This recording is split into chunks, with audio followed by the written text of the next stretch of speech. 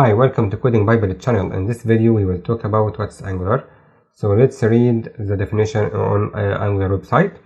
Angular is a development platform, which means that Angular is not just a library, but we say that React is a library, yes, because React is a library, and of course we will speak or explain the difference between a library and a framework in the next video.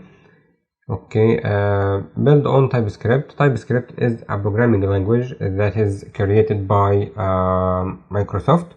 Okay, and any TypeScript code is compiled to a JavaScript code. So if TypeScript is compiled to JavaScript, why we need to do this if the final code is JavaScript? Because in Angular version 1, which is called Angular JS, actually they were using JavaScript, and when they use AngularJS or Angular version 1 to create a large application, the performance is bad, so they decided to use TypeScript.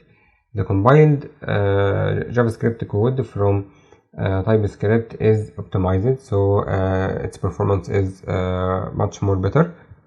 Okay, and also TypeScript has an advantage or many advantages, but you can search for it, but I need to speak for one of them, which is static typing, which means that you have to determine the data type and initialize the variables like you do in C++, C# or Java, and this is actually a very important thing because it saves time in debugging errors, and I will explain why this is very important while we working in the course.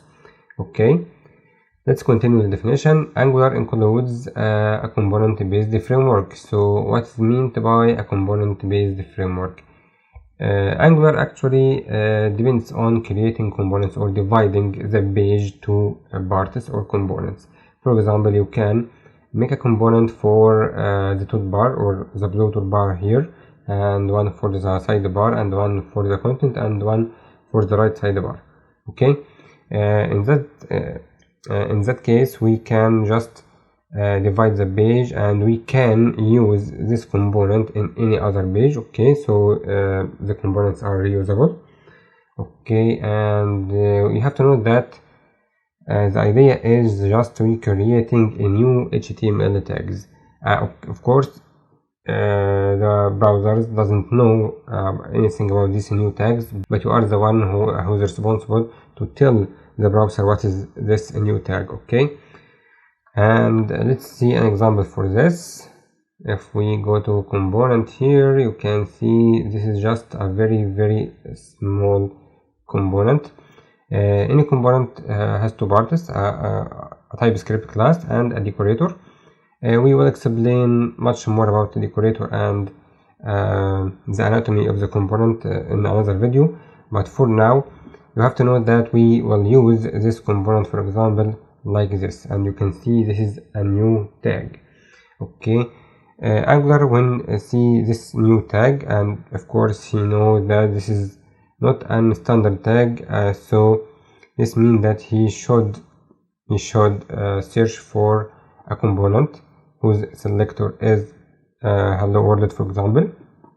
Okay, then Angular takes the template from the template property here and put it inside this tag like this. Okay, so this is how the browser see the component, and also this is how the Angular framework put your component inside the DOM.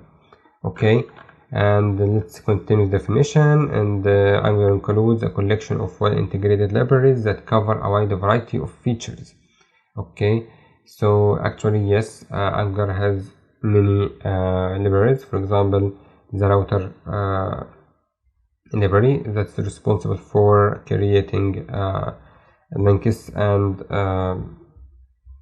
components for them. Okay, and forms, and we have a library that enable us to control the forms, and we have another library to make communication with the API, to send the data to the API or to get data from the API.